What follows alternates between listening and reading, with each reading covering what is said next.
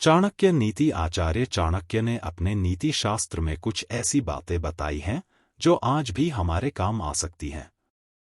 हर कोई अपने परिवार में सुख, शांति और समृद्धि चाहता है, लेकिन कई बार हम कुछ ऐसी गलतियां कर बैठते हैं जिसका असर न सिर्फ हम पर बल्कि हमारे परिवार पर भी पड़ता है।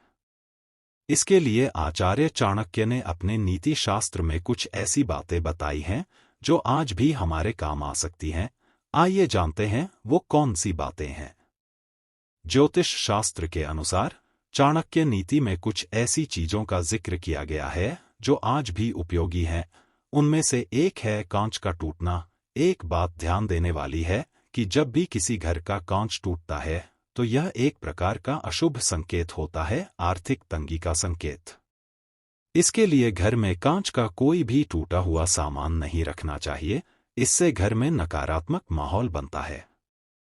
अगर घर में लगातार वाद विवाद होता रहता है। हमारे प्राचीन धर्म ग्रंथों में ऐसी बातें हैं जो हमें समय से पहले ही संकट के प्रति आगाह कर देती हैं। उदाहरण के तौर पर अगर घर में बार बार झगड़े होते हैं तो इसका मतलब है कि आपके घर में लक्ष्मी नहीं टिकती है।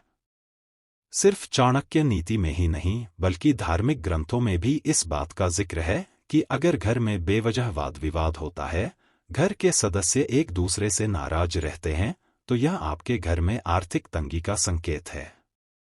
घर के वरिष्ठ सदस्यों का अपमान करना।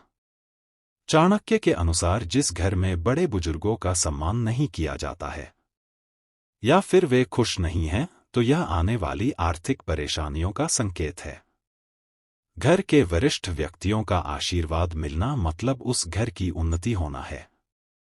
लेकिन जिस घर में बड़ों का सम्मान नहीं किया जाता है, उस घर में देवी लक्ष्मी का वास नहीं होता है।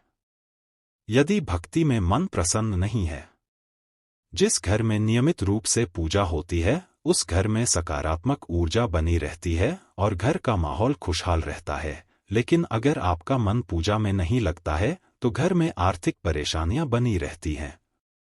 यदि तुलसी का पौधा मुरझा रहा हो। सनातन धर्म में तुलसी के पौधे का बहुत महत्व है। अगर घर के आंगन में तुलसी ताजी हो तो यह अच्छी बात नहीं है, लेकिन सुख समृद्धि का प्रतीक मानी जाने वाली तुलसी अगर अचानक सूख जाए तो परेशानी हो सकती है। आर्थिक तंगी भी इसका एक कारण हो सकती है।